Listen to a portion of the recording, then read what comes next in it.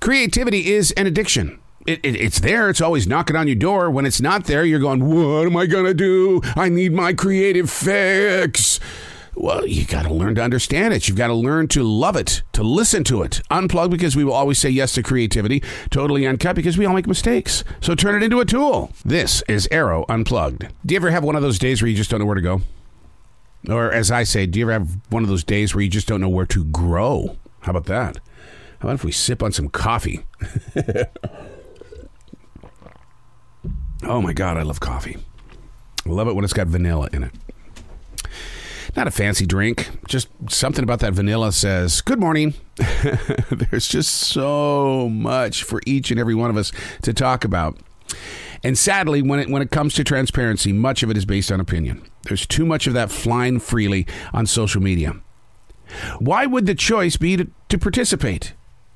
It's not the same. Being unique comes with its fair share of judgment, but once it crashes onto the shores, the mind's eye is amazingly excited about the roar made. And this is what I call hidden speak. As a reader, I'd be asking about the truer message. What in God's name are you trying to say here?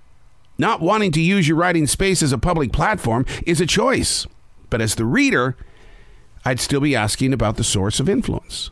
How do we get to an area of thoughts shared, but not as they are, when they're entering the mental space that's connected? If there truly are so many things to talk about, why are we painting over them? And in that moment while I was writing, I had to answer that question to keep them from infecting this moment today. Lots of things to talk about.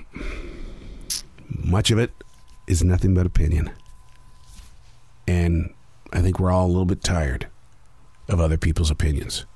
Hey, it's Arroe. This is The Daily Mess, a chronological walk through an everyday world. I am a daily writer. And I face things like this where it's like, what do you want to talk about? No, we're not going there. That's opinion. Well, how about this? No, that's opinion. And it's like, do I not have a voice? Do I not have an opinion? No, not today. Not today.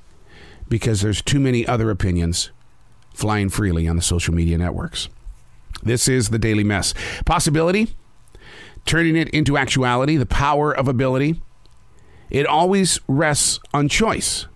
Although one might not be mentally able to be present in this place of now, the goal is to push the process into a place that accountability has a voice. We got to be honest.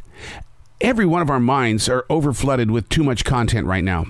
Putting focus on how we got here is not the best walk and way. It's a waste of time. The concentration must remain in how we are receiving and delivering right now. Getting to that place is going to require some work. Not a group effort, but it's a personal step toward gaining mental stability by way of making a choice. We're all walking different paths. It's not anyone's fault that life changed during the opening moments of the pandemic in March of 2020. Now we have a lingering war in Ukraine that could be World War III. Sometimes you just want to sit in a very dark room alone to do nothing but nothing. I go there a lot, that dark room, alone. I have my writing with me. I call it a defrag journal.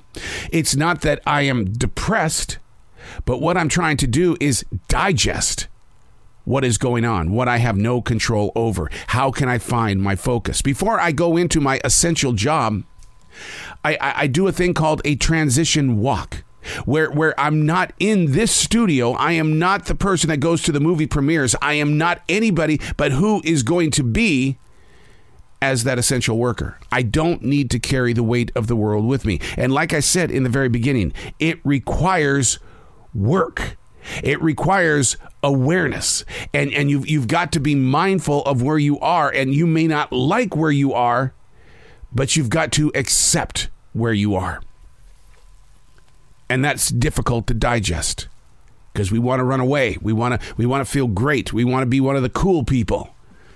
But it's not always the cool people that have the answers. It's just a moment of release. Yeah. When you go hang out with the cool people, man, you're not being you. You're being one of the cool people. The popularity crowd. I'm doing this because the world is doing this. But what do you really want to do? Did you want to do that?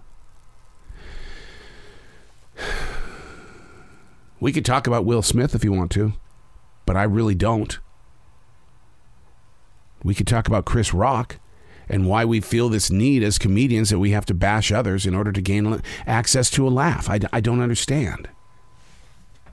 And yet, being in radio, I do get it. Because I've used other people as a source of energy to pop a joke.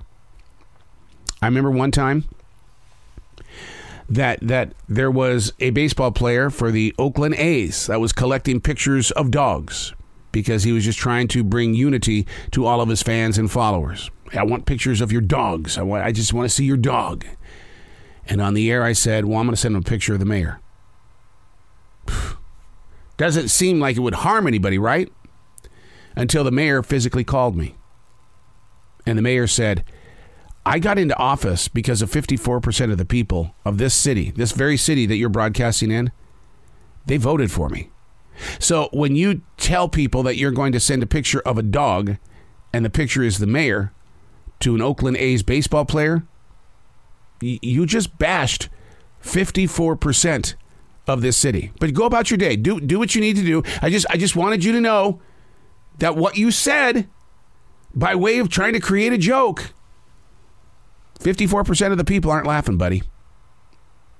I'm Arroe, and that's the Daily Mess.